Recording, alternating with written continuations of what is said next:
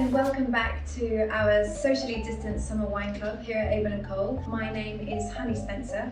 I am Abel Cole's wine guru and I am crazy about organic wines. This week we are taking a very short trip to our destination. In fact, we're not even leaving the country. That's right, we are trying 3 of my absolute favourite English wines that are available at the moment on the Abel Cole website. Let's face it, most of us are staycationing this year, but with 500 wineries in the UK and 200 of those open to the public, why not find your local winery and pop down and taste the very best drops that Great Britain has to offer. So we have 2 sparkling wines and a still white wine. I am a renegade, so I'm going to start with the still white wine because I love it so much. It is made in Sussex by a guy called Will Davenport. Will is nothing short of a revolutionary. In the early 90s, he planted a couple of vineyards which were amongst the first to be certified exclusively organic in the UK. Will was making organic wines when everyone said that it wasn't possible in this country, and has become a mentor to many winemakers that have come after him and who want to either set up an organic vineyard or convert their vineyards to organic. This is the dry white wine. It is made in Horsmonden. Please forgive me if I pronounce that incorrectly. It is my own language, but I've never been to Horsmonden. It's a field blend, so it's made with different varieties. Some mainly Germanic varieties that are designed for early ripening. A grape called Bacchus, which we see quite a lot in the country right now. Bacchus is quite sort of linear tasting, quite sharp, provides great acidity. There's another grape called Ortega, which is my favourite grape to grow in the UK. It's really aromatic, really peachy, and it just does really well here. We're gonna give it a smell. Peachy, lots of nectarine, some really beautiful sort of overlaying floral notes here. We're going to give it a taste.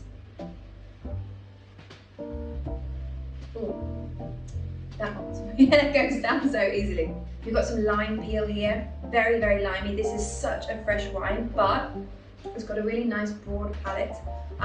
More of those nectarine notes coming in, a touch more of the florals. But yeah, really sculpted, really rounded, with this beautiful high sort of spine of acidity that just keeps everything together. This wine is gorgeous. I am having a barbecue tonight. I am having grilled fish and a beautiful salad and a massive pile of focaccia bread. And I cannot wait to have the rest of my bowl with that food. I think it just sings of summer garden food. Our next wine is from one of my favourite corners of the country. We are in Rye in Sussex. The producer is Oxney, and despite only coming onto the winemaking scene circa 2012, these guys have wasted no time in perfecting the craft of making totally delicious bubbles and really good value actually. They also own their own vineyards, which you might say, don't all wineries and winemakers own their own vineyards? No, unfortunately they don't. But what this means for them is that they can control every step of the process all year round. So yeah, sparkling wine here. The grapes it's quite a classic lineup for a sparkling wine. You've got Pinot Noir, Pinot Meunier, Chardonnay, and a little known variety called Cheval Blanc, which is grown around the place, but it does really well on our UK soils. We're gonna give it a smell. With bubbles, if it's a high quality sparkling wine, I wouldn't worry about the flute. If it's a Prosecco and the bubbles are quite weak, then use a flute by all means. But if it's a good quality sparkling wine like this is, then just use a wine glass. You get the aromatic profile coming through. It's what I do, but each to their own, absolutely. So we're gonna smell it. Don't be too exuberant when you smell a sparkling wine, because sometimes the bubbles go straight up your nose. There's a lot of citrus on this one. Lemon juice, some sort of lemon balm. It's really nice and dry. Again, a super fresh wine. The UK has brilliant acidity when it comes to wine a lot of the time. So, heaps of citrus here.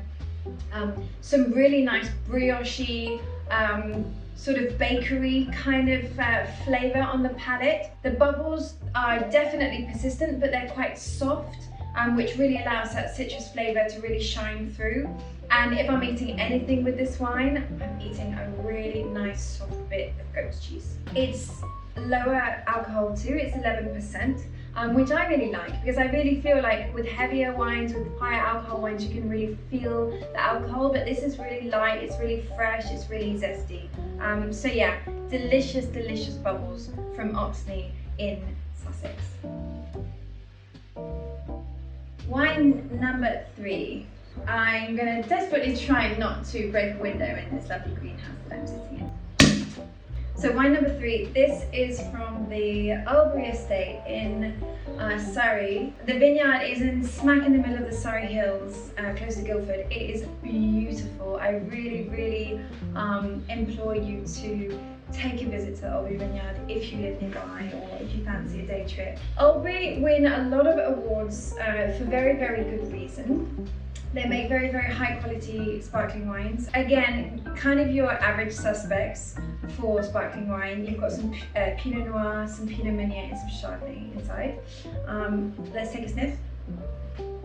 Already, this is very different from the Oxney actually. A lot more cooked butter, melted butter coming straight up your nose. And also some red berries. I think that's definitely coming from the Pinot Noir, but let's give it a taste. Another really, really, really good wine. Again, vibrant, fresh. Of course you've got citrus, of course. But again, a lot more of that sort of red currant, sort of red cherry kind of vibe coming from the Pinot Noir. Some creaminess, again the kind of baked goods, the kind of layered croissant. The texture is really, really nice and silky with this wine. The bubbles are very, very persistent. They're tiny and I can see them all running up to the surface here. All in all, the hallmarks of a really, really great sparkling wine. Thank you so much again for joining me for the Abel Cole Wine Club for our English segment. I hope even though we didn't have to go long haul that you really, really enjoy the wines and you really agree that English wines are really something to be celebrated. Please share any pictures or videos on our Abel Cole Instagram, Twitter and Facebook. Keep going to wineries, keep tasting, keep supporting our British winemakers. Cheers.